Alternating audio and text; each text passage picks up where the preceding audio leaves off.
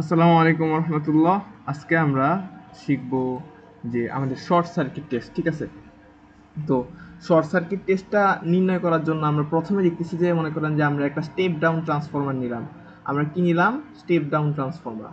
ওকে, step down transformer.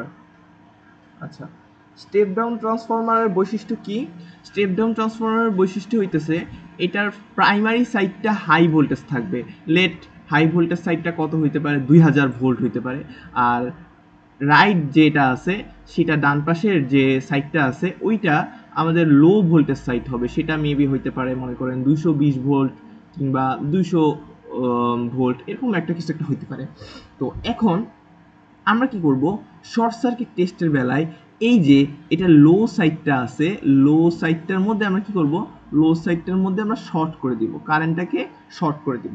ঠিক আছে, আর short করে দিলে কি হবে যে এখানে আমাদের সর্বোচ্চ পরিমাণ কারেন্টটা ফ্লো হয়ে যাবে। তো সর্বোচ্চ পরিমাণটা কারেন্টটা যদি ফ্লো হয় তাহলে এখানে যে আমি ওয়াট মিটারটা বসাইলাম, এই ওয়াট মিটারের মধ্যে আমি সর্বোচ্চ পরিমাণ কারেন্ট যখন ফ্লো হবে তো সেখানে আমাদের হইতেছে যে কপার লসটা পেয়ে যাব।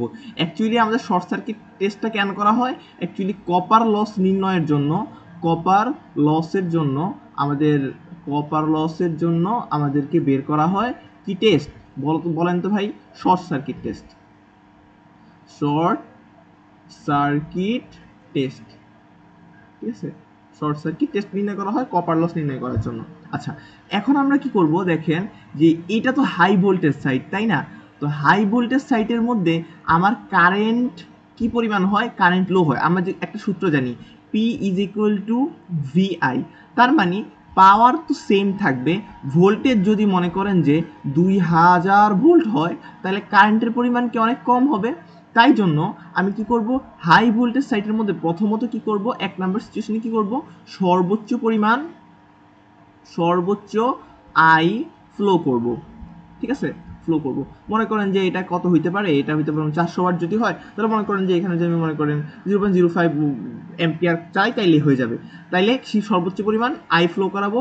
এবং দুই নাম্বারে কি করব, আমার রেটেড ভোল্টেজ থেকে, রেটেড ভোল্টেজের, রেটেড ভোল্টেজের 5 থেকে 10% ভোল্টেজ অ্যাপ্লাই করব, অ্যাপ্লাই করব।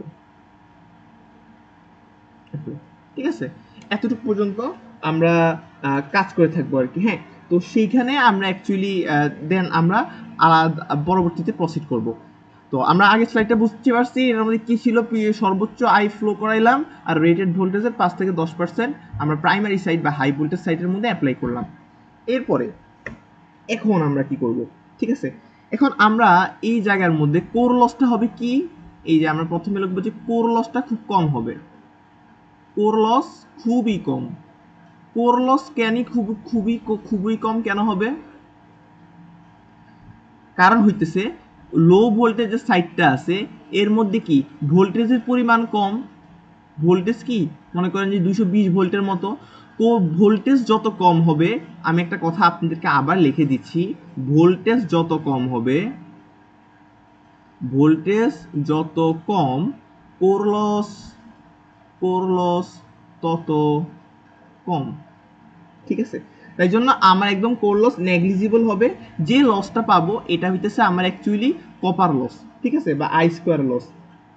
তো এখন আমি এই যে ওয়াট মিটারের মধ্যে, এই ওয়াট মিটারের মধ্যে আমি কি লিখতে পারি, Z01। তো Z01 মানে কি, প্রথম প্রাইমারি সাইটের মধ্যে সমস্ত জিনিসগুলো আমরা নিয়ে আসছি। তো অ্যাকচুয়ালি Z01 এর মধ্যে কি আছে, Z01 এর মধ্যে আছে মনে করেন যে R01 প্লাস X01। এখন R01 মানে কি, R01 মানে হইতেছে R1, R1 মানে হইতেছে প্রাইমারি সাইটের যে রেজিস্ট্যান্সটা, প্রাইমারি সাইটের যে রেজিস্ট্যান্সটা প্লাস আপনার R2 by K whole square. এবং X01 কি, X01 হইতেছে আপনার X1 plus R2 by K2 whole square. ঠিক আছে, R2 না, সরি, এটা X2 হবে। হ্যাঁ, তো এতটুকু পর্যন্ত তো আমরা মোটামুটিভাবে বুঝলাম।